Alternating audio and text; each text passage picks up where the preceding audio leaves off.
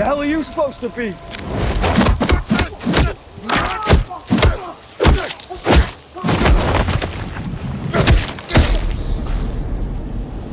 I'm vengeance.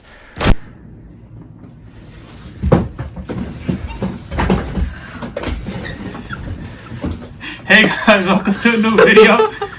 This one is a passion project of mine. It's gonna be about the new Batman, Robert Pattinson. You know, I've been taking a lot of flack for supporting him ever since he got the role. You know, got kicked out of a group chat for it. Pat is a Bat, 2022, and in this video I'm gonna explain why I think he's gonna be the best Batman ever. Okay, so point one about Robert Pattinson being the best Batman ever is, let's look at his track record, okay? What do you want from a guy who's gonna play Batman? You want the guy to be a good actor. And second, you want him to know how to handle a franchise. Let's look at Twilight. Man started in Twilight, I don't even know, bro. I was in elementary school, he was in Twilight. I remember the McDonald's commercials with Team Edward and Team Jacob. That's how long he's been famous for. And think about how famous Twilight was, bro. Team Edward versus Team Jacob McDonald's commercials. And Burger King commercials. This man hit the highest of highs in 2011 with Twilight. So I'm pretty sure he knows how to handle a big franchise and a big fan base. It's a different type of fan base, but it's still a fan base nonetheless. And now let's look at acting. You have Tenet, which was a blockbuster, which shows you recently that he can be in a blockbuster movie and play a good role. He wasn't the main character, but still he put in work. Let's look at The Lighthouse.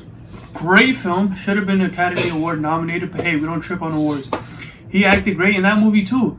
It shows you again that Twilight, even he didn't like those movies, but it shows you again, Twilight was just a misstep. It was good in that, you know, it helped build franchise in him, like him a franchise actor, and get him used to that, but acting wise it wasn't that good for him. But you know what, we're moving on. He did good time with the Safdie brothers, and bro, they can make a Batman movie, bro. They make the most intense, high-paced, anxiety-inducing movies like ever, bro. Like if you can start one of their movies, then you could definitely start a Batman movie. He really dived into his characters like head on and in unique ways. Like think about this. In Good Time, he had a Queen's accent, a good Queen's accent that he used throughout the whole movie. You could hear it. Now let's transition to Tenet. He doesn't use his accent. He uses a different London accent that he based off like a historical figure. Now, The Devil All the Time, where he starred alongside Tom Holland and a bunch of other big name actors. People say he stole the show. Why? Because he had a he brought his own unique acting to the table. You know, many actors, when they're gonna want to do an accent, especially Southern or something like that, they either have personal experience or they go hire someone to teach them. This man came to set, trained himself in a Southern accent, and didn't show it to anyone until he got there. That's confidence. Well, that's confidence because to not, you know, test anything with anyone else and just bring it to acting on day one of shooting, that's you have some like cojones to do that, bro. So you know his acting is there, and you know he has a franchise potential, so you can't question him on that side. Now let's look at the other actors and what they've said about him on set. Let's look at what Peter Sarsgaard has to say about Robert Pattinson's Batman. He looks amazing, I have to say. He really, really does.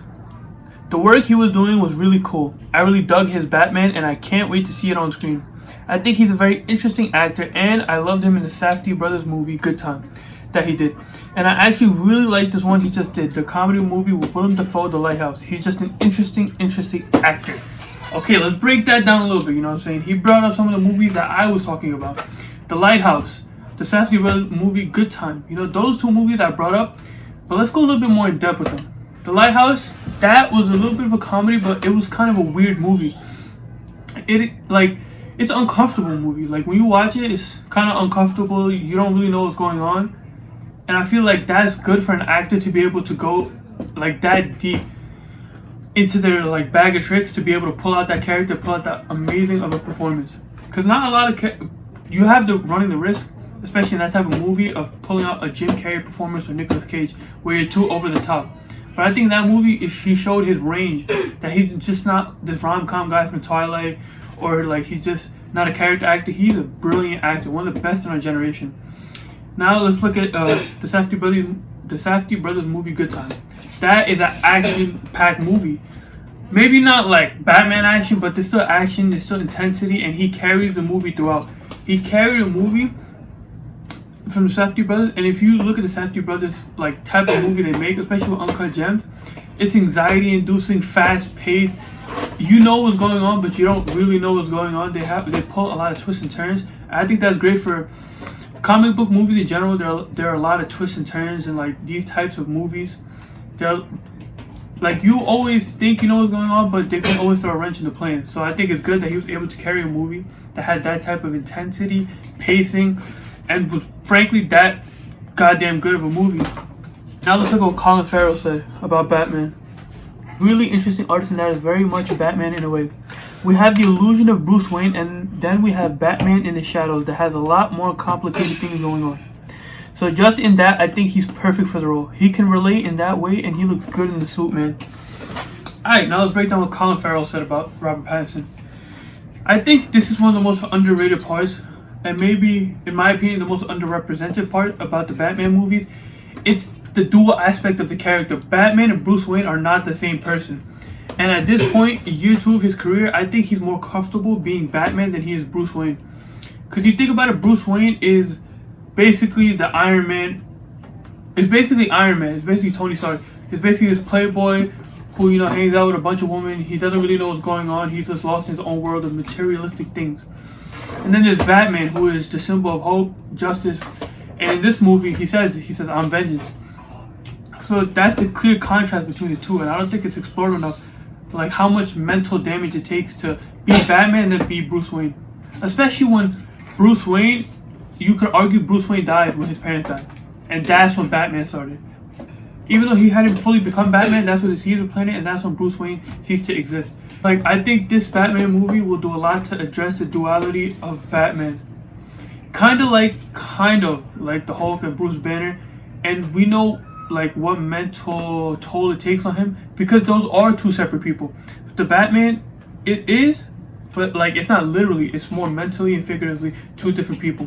So I want to see how Robert Pattinson, you know, does that, and based on Colin Farrell and the way he says it and what Robert Pattinson says, I think he understands what he's doing in the movie, how Bruce Wayne and Batman are going to be different, and how that's going to evolve throughout past this movie and maybe past the trilogy if they go that far, and if they continue, and where else they take the character. I think that's very important. About playing Batman, I look first at the character and what I have to do with it. How I'm going to have to invent nuances in this show, making it more complex all the time. Batman is a role in which I have to learn how to play ambiguity better.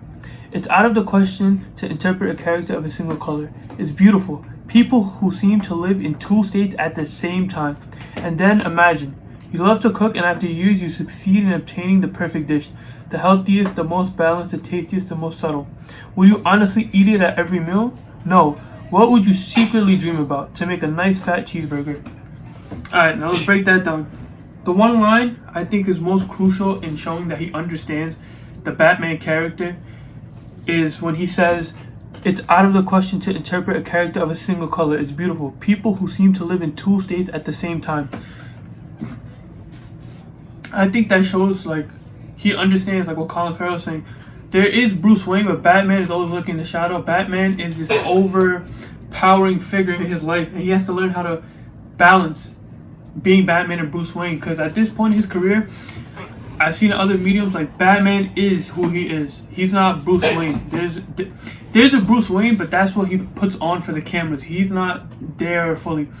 Batman is who he wants to be and who he ends up resorting to most of the time. Especially because if you can understand that and portray it correctly throughout the movie, then when you get to the sequel and the trilogy and maybe beyond that, I think you'll see a growth in the character. Because a lot of people, they want to get to the finished product, but they don't want to watch or see the hero struggle. They don't want to see the hero make mistakes. But I think that's what leaves an indelible mark on the viewing audience. Because think about it like this. There's 3 different versions of Spider-Man. A lot of people's favorite is Tobey Maguire. And you know why? Because his movies, you see the struggle. The man is struggling every direction, especially Spider-Man 2. He gives up being Spider-Man. And then when he comes back, you understand why he comes back, and they explain like the casualties of him not choosing to be Spider-Man versus him being Spider-Man. What does he have to sacrifice?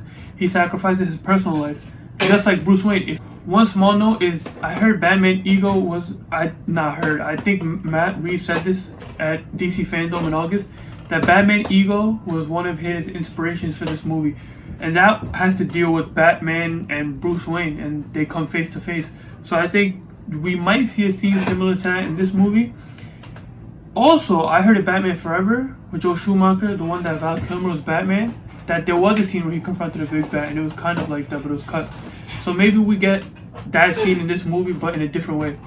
He confronts Batman and he learns how to cope and how to balance his life, so that he's not so far gone into Batman that he forgets who Bruce Wayne is. The third reason why I feel like Robert Pattinson will be the best Batman ever is less to do with him, but more to do with the director's vision about the movie. And I feel like DC has learned from Zack Snyder and the Zack Snyder Justice League. Fans want what the directors want.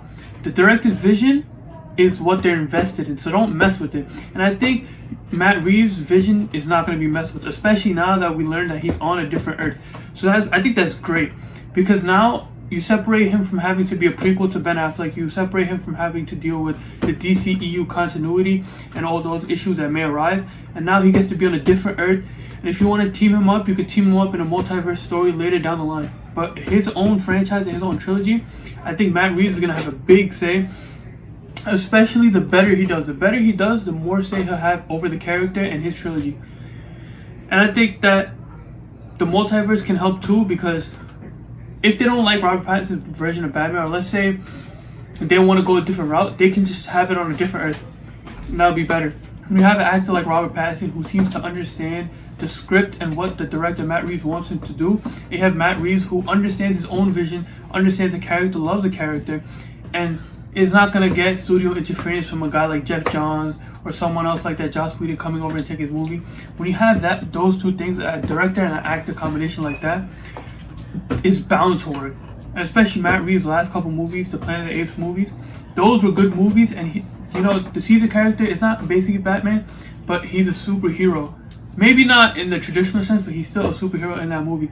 So I think that, along with his vision, along with Robert Pattinson, will help him make him the best Batman we've ever seen in live action. And I stand by that. And if I'm wrong, I'm wrong. But I truly think he'll be the best Batman ever in live action. Okay, so thank you guys. This was a real passion project. I had to get this off my chest. Like, share, subscribe. Let me know if you agree with me about Robert Pattinson, or if you have any other points that you want to bring up. And until next time, deuces.